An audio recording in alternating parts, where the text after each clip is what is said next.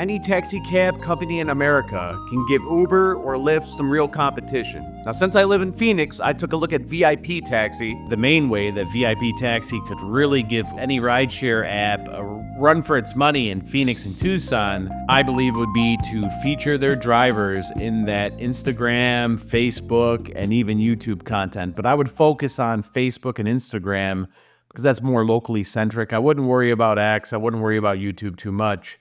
But I would do driver profiles, but I would make it kind of POV style, meaning maybe ride-alongs.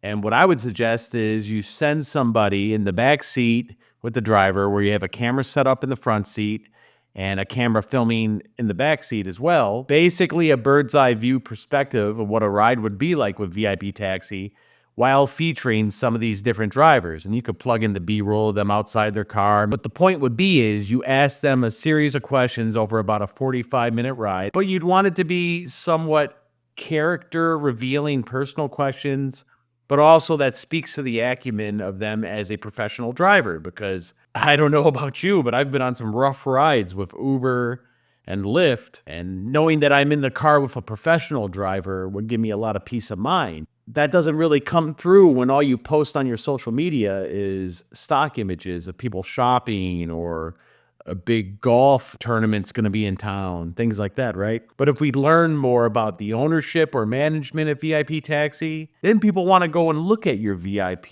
Instagram and they want to look at your Facebook because it'll be something of value. They're learning about these drivers, and it's also building rapport and establishing trust, establishing a sense of safety, like, oh, yeah, I've seen that driver before.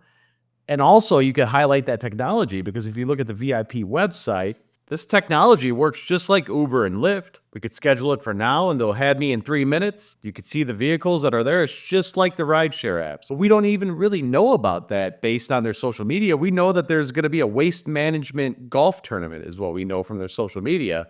This is what I'd be showing, plus the drivers telling their stories. If you're putting that content out even just once a week on your Instagram and on your Facebook, any taxi cab company, not just VIP Taxi, that's your advantage because they work at scale. You got to do what you can't do at scale. That means profiling your staff. This is a real way any taxi cab company, I don't care if you got 5 drivers, the smaller the better actually.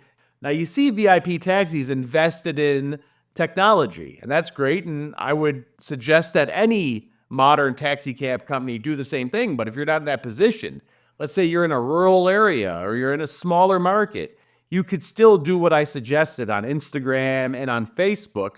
Maybe even show the fleet of vehicles you have. Show those vehicles being worked on. I mean, it's a can of worms when you're booking with Uber or Lyft. You don't know if these cars are maintained.